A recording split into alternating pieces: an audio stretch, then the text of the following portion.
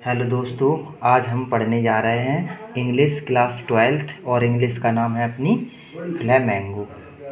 फ्लैमेंगो और ये हमारे ट्वेल्थ क्लास में दो इंग्लिश हैं। एक इंग्लिश का नाम फ्लैमेंगो है और एक इंग्लिश का नाम है विस्टा। और आज हम इस जिसका ओवरव्यू देखने के लिए जा रहे हैं उस किताब का या बुक का नाम है फ्लैमेंगो क्लास ट्वेल्थ यानी इंग्लिश है।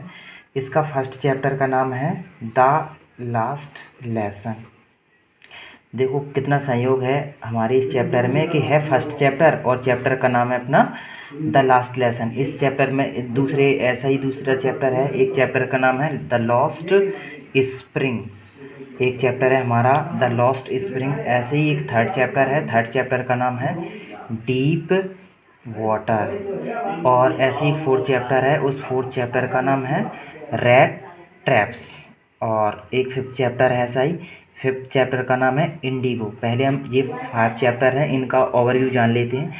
दोस्तों ये फर्स्ट चैप्टर है जिसका चैप्टर का नाम है द लास्ट लेसन। तो लास्ट लेसन चैप्टर में क्या है कि एक कंट्री है फ्रांस और एक कंट्री हुआ करती थी उस समय पे पर्सिया। दोनों में युद्ध हुआ यानी बैटल हुआ, तो जिसमें फ्रांस कंट्री के दो बड़े शहर हैं, लॉरेंस और एल्सेस नाम के दो शहर हैं, वह हार जाता है। कौन? फ्रांस। किससे?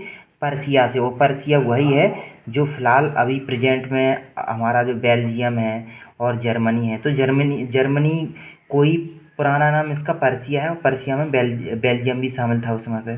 तो जर्मनी की जो राजधानी है वो है बर्लिन। तो बर्लिन से आदेश आए थे इन दो शहरों में, लॉरेंस और एल्सेस में, कि यहाँ पर जो फ्रेंच लैंग्वेज है उसको उसको बंद कर यहाँ पर यहाँ की यानी जर्मन की भाषा यानी जर्मन लैंग्वेज उसको टीच कराया जाए। तो यहाँ की एक टीचर थे, उन टीचर का नाम मिस्टर हैमल या एम हैमल। तो जो एम हैमल है वह उनके उनके लिए वह लास्ट डे होता है यानी लास्ट लेसन होता है किस चैप्टर का या किस टॉपिक को पढ़ाने का।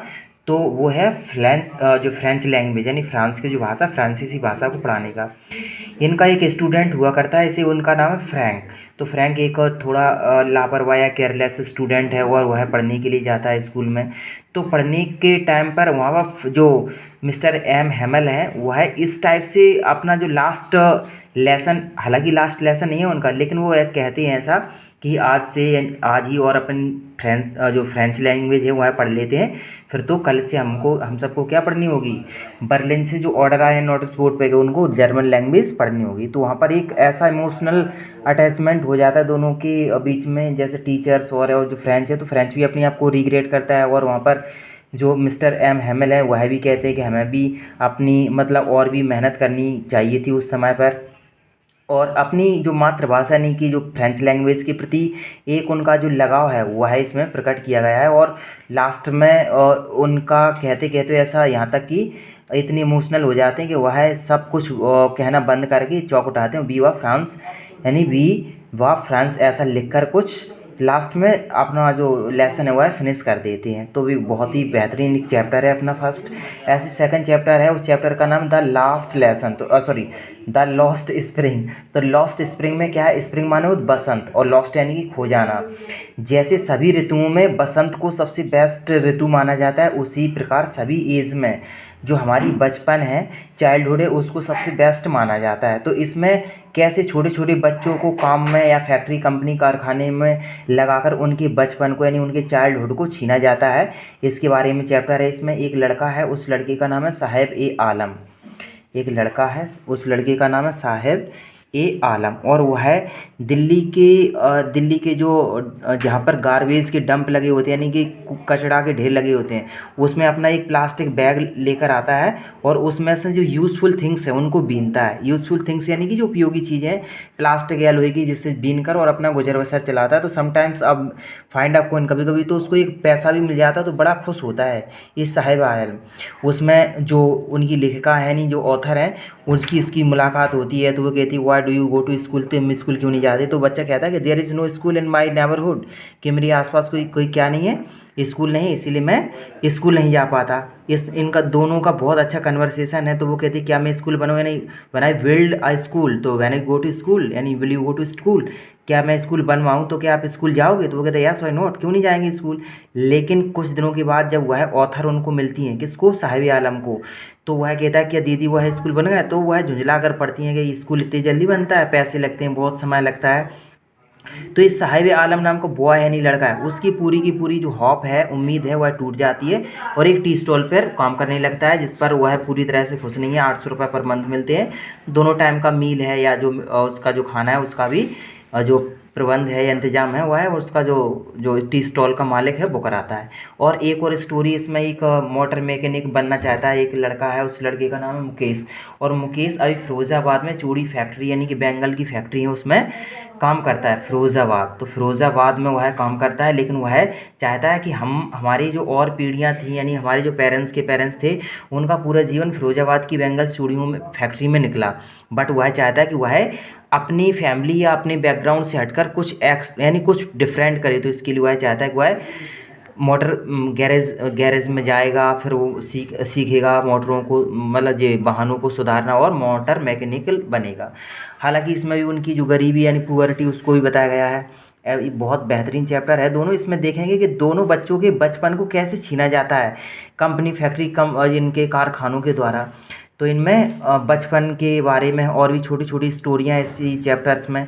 ऐसे ही हमारा तीसरा चैप्टर है जिसके ऑथर हैं विलियम डगलस। वो एक बार वे बताते हैं अपने बारे में कि व्हेन आई 10 ईयर्स ओल्ड, कि जब मैं 10 साल का था, कि I was sitting a pond of a bank, यानी कि हम एक तालाब के किनारे बैठे थे, तो वहाँ पर एक बुली बॉय आता है, मानी एक शरारती लड़का आता है और उनको धक्का देता है। तो धक्का से वो है उस YMCA यानी कि एक तालाब है जिसमें तालाब का नाम दिया है, और एक नदी है यकीमा जिसके बारे में बताया गया है। तो बताते हैं कि कैसे वह नदी में जो तालाब में यानी कि बड़ा सा जो पूल था उसमें चले जाते हैं, उनको तैरना नहीं आता और उनको डर भी लगता है, क्योंकि उनकी मदर ने उनको छोटे में ही उस तालाब से रिलेटेड बहुत इस डरावनी यानी हॉरर स्टोरी सुना दी थी, जिससे वह डरते थे। तो जब वो उसमें तालाब में गिर पड़ते हैं तो उसकी बॉटम में चले जाते हैं, बॉटम यानी कि उसकी तली में चले जाते हैं, और बाहर निकलने का बहुत प्रयास करते हैं। तो वहाँ पे जो डीप वाटर में जाकर उनको ऐसा रियलाइज़, ऐसा फील होता है कि आज तो वह पक्का ही उनकी डेथ हो जाएगी, यानी आज तो पक्का ही वह मर जाएंगे। लेकिन कुछ टाइम बाद उनको पता चलता है कि वो बाहर, किसी ने उनको बाहर निकाला है, जब होश आया उनको।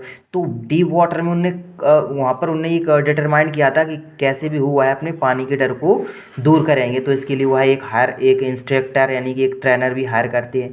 वह उनको बहुत अच्छे से स्विमिंग सिखाता है। फिर बाद में वह YMCA के या यकीमा जो रिवर है उसमें बहुत अच्छे से तैरना सीख जाते हैं और अपने फियर पर ओवरकम कर लेते हैं। ऐसे ही अपना एक चैप्टर है रेट ट्रैप्स। तो रेट ट्रैप्स दोस्तों क्या है कि एक बैगर है, बैगर है नहीं, भिखारी। और जो बैगर है वह है थोड़े बहुत जो बैगिंग करके यानी भीख मांग के थोड़े बहुत पैसे कलेक्ट करता है, पैसे से वायर परचेस करता है, यानी वायर को बाय करता है। वायर यानी तार खरीदा है लोहे का, तो तार से वह बनाता है रेट के लिए ट्रैप्स। रेट यानी चूहा और ट्रैप्स यानी कि उनको बेड़ने का जाल। तो रेट ट्रैप्स बनाता है यानी चूहेदानी बनाता है। वह रेट ट्रैप्स बनाकर उनकी सेलिंग करता है, उससे थोड़े बहुत रुपए बचते हैं, तो अपनी सेविंग कर कर अपना गुजारा चलाता है, यानी कि अपनी जीवन यापन करता है।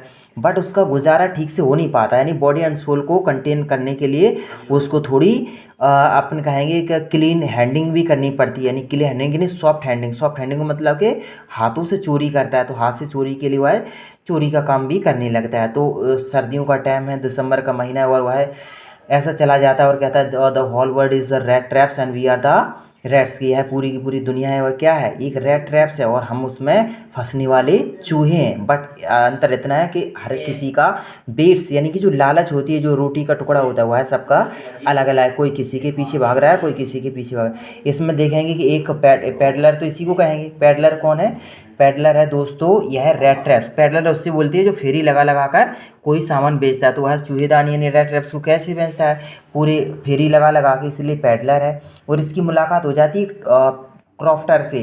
क्रॉफ्टर इसे अपने यहाँ पर रात बसने देता है, यानी कि नाइट स्टैंड करने देता है और अच्छे से खाना पीना खिलाता है, इसकी हॉस्पिटलिटी करता है। बट ये रेट ट्रैप्स से उसी के कुछ पैसे, उसकी कमाई के कुछ पैसे रखे होते हैं, 30 क्रोनर्स, उनको चुरा ले जाता है और और वहाँ से निकल जाता है, फिर जंगल में जाता है कि उसको जो कॉप्स यानी पुलिस वह पकड़ ना ले, तो इसके लिए वह वहाँ से जंगल के लिए यानी फॉरेस्ट के लिए वो लेता है, लेकिन फॉरेस्ट में वह पूरी तरह से लॉस्ट हो जाता है, नहीं वहाँ पर खो जाता है। तो फॉरेस्ट में वह फिर देखता है उनको एक आयरन मिल मिलती है। आयरन मिल में वह एक रात रुकने के लिए परमिशन मांगता है, उसको परमिशन मिलती है। तो आयरन मिल का जो मालिक होता है वह भी आ जाता है, विलियमसन वहाँ पर। विलियमसन को ऐसा डाउट या कन्फ्यूजन हो जाती है कि जो रेड ट्रैप्स यानी पैडलर है वह उसके ज़माने यानी जहाँ पर वह जॉब करता था पहले, यानी सोल्जर के काम, जो सोल्जर का काम करता था उसमें वह कैप्टन जैसा हुलिया लग रहा है उसका, लेकिन वो होता नहीं है। तो कहता कैप्टन तुम यहाँ कैसे, तुम तो चलो मेरे साथ चलो, हमारे साथ में जो क्रिसमस सेलिब्रेट करने के लिए मेरे घर चलो, बहुत अमीर व्यक्ति होता है वह।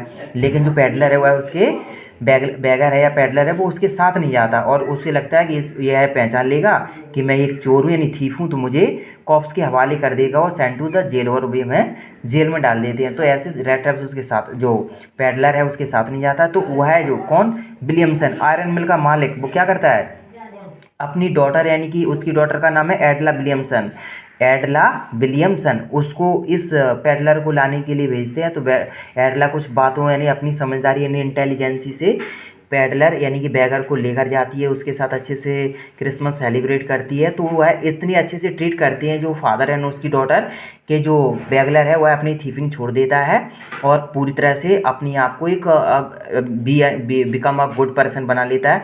और